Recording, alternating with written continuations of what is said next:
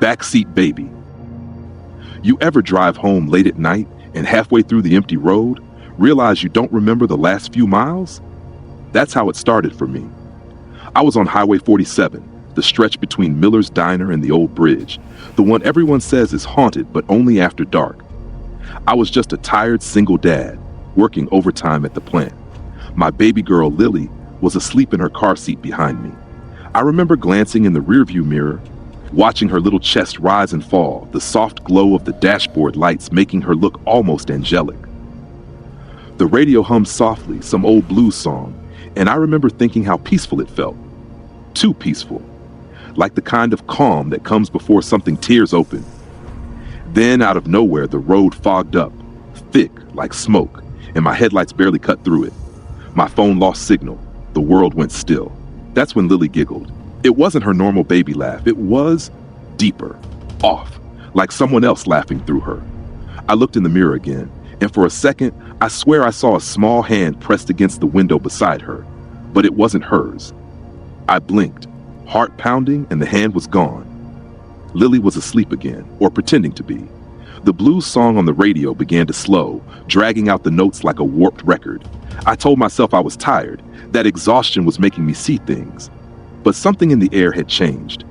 The fog felt thicker inside the car than outside, and from the back seat just before I hit the bridge came a whisper, soft and childish. "Daddy, you missed the turn." My blood turned to ice. "What the hell did you just say?" I managed, though my throat felt dry and foreign. The woman just stood there in the fog, her outline shifting like smoke trying to remember its shape. "She's not yours," she whispered again, voice frayed with sorrow. "She never was." I slammed the door and gunned it. Tires screeched, fog curling in the taillights like pale fingers trying to drag me back. Lily started crying, a high, piercing wail that rattled through my skull. "Daddy's here, sweetheart," I said, forcing calm into my voice. "We're okay." But we weren't. The clock on the dash froze at 12:13 a.m. No matter how far I drove, it wouldn't change. The mile markers kept repeating, 47, 47, 47, like I was stuck in some looping film reel. Then Lily laughed again. This time it wasn't human. It was jagged and layered, like two voices tangled into one. I looked in the mirror and my stomach turned cold. Her face wasn't facing forward. She was staring right into the mirror, eyes open wide, smiling, waiting for me to notice. I jerked the car over, tires spitting gravel, and turned around. "Lily?"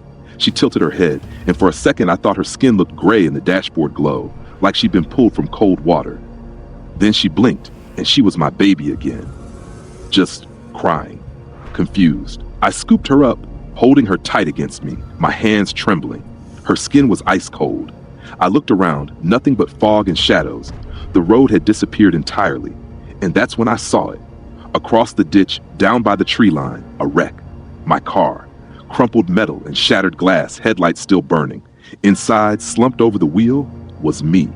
I stumbled back, clutching Lily, heart hammering so hard it felt like it might tear through my ribs. "No," I whispered. "No, this isn't real." But then I heard it, faint, just above the sound of the idling engine. A lullaby. The same one I used to hum to Lily before bed. Only it wasn't coming from me. It was coming from the version of me still sitting in that broken car, his head turning, slowly, impossibly, until his dead eyes met mine through the fog. The silence felt alive, heavy, pulsing, like the air itself was holding its breath. I turned slowly, every nerve in me screaming not to, and there she was, Lily. But not the Lily I buried. Her little hands gripped the headrest, nails black and skin pale as bone. Water dripped from her curls, soaking the seat, spreading the smell of river mud and death. "You promised," she said, her voice overlapping itself, child and woman and something else underneath, something that had waited in the dark far too long. "You promised you'd come back for me." My throat locked. "Baby, I tried." She tilted her head, and the car's lights flickered out, plunging us into a nightmare of sound. Her breath, my heartbeat, the slow ticking of the frozen clock. "You didn't try hard enough," she hissed. The fog outside pressed against the windows, curling like hands. Shadows moved in it, faces maybe, or memories. I could hear the bridge again, the rain pounding, the sound of glass shattering, her cry fading beneath the river's roar. And I knew with a sick certainty that I never left. This road, this endless night, it wasn't a highway. It was purgatory, a loop for the guilty, for the ones who lied to themselves about what they did. "Lily," I whispered, tears spilling hot down my face. "I'm so sorry." Her eyes flickered, a child's grief caught in an ancient stare. "Then come with me, Daddy." I felt her cold hand reach for mine, pulling me toward the back seat, toward the fog that had begun to pour inside, thick and suffocating. The air buzzed, like the whole world was about to collapse inward. I looked once more at the reflection in the mirror, the broken version of me still slumped behind the wheel, the car submerged in black water. And I understood the choice, to keep driving this endless road alone, or to go where she waited. I took her hand. The fog swallowed us both, and for the first time since that night on the bridge, the clock on the dash began to move. 12:14 a.m. My stomach dropped. "Last week?" I asked. "Ruth, what do you mean?" She frowned, wiping her hands on her apron, studying me like someone trying to remember a dream that never made sense. "You come in here every few nights. Same look, same question, always about a little girl." I looked out the window. My car sat there, engine still running, exhaust curling faintly into the cold morning air. But something about it looked wrong. The paint dulled, the plates rusted, like it hadn't been moved in years. I was on the bridge," I stammered. "There was an accident. I saw."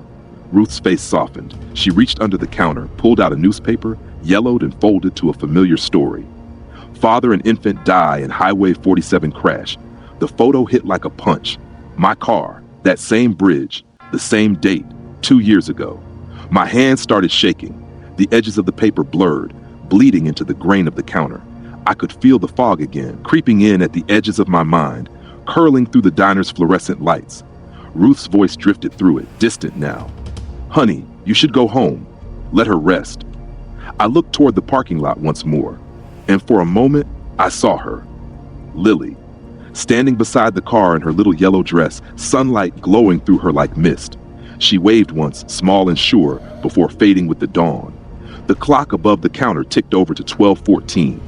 And suddenly, I couldn't tell if time was moving forward or if I was right back where I started. I don't drive that road anymore. People say I'm not right in the head, that grief can make you see things, twist the edges of what's real until it all looks like smoke and mirrors. Maybe they're right. Maybe Highway 47 is just a scar I keep reopening every time I close my eyes. But there are nights, cold ones, when the fog crawls low and the air feels too still, that I hear it again, a baby laughing, soft, distant, from somewhere just behind me. I tell myself it's the neighbors, the radio, the wind, but deep down I know that sound. I know her. Once after a long shift, I parked outside my house and sat there for a while, headlights off, world quiet. The mirror caught my eye, and there it was, a tiny handprint, pressed against the inside of the glass, fresh, still damp, just one. So now I keep the back seat empty, always. No toys, no blankets, just silence. Still, sometimes I catch the faint smell of baby powder, the echo of a lullaby I don't remember humming. And once in a while, when the fog drifts in and the road outside hums low like it's remembering to, I hear the seatbelt click, that gentle snick of the buckle sliding into place. That's when I whisper, "I'm sorry, baby," because maybe, just maybe, she's still there, still waiting for me to finish the drive we never got to end. Fade out on the faint sound of a baby's laugh echoing through the static of the radio. The click of a buckle, the hush of tires over wet pavement. If this story gave you chills, do me a favor, like the video to help it reach more people who love dark tales like this one. Subscribe for daily stories that'll keep you up at night, and share this video with someone who can't resist a haunting mystery. Thanks for listening, and thanks for being here. There's another story waiting for you on your screen right now. Go check it out. And I'll see you back here tomorrow for another night drive you won't forget.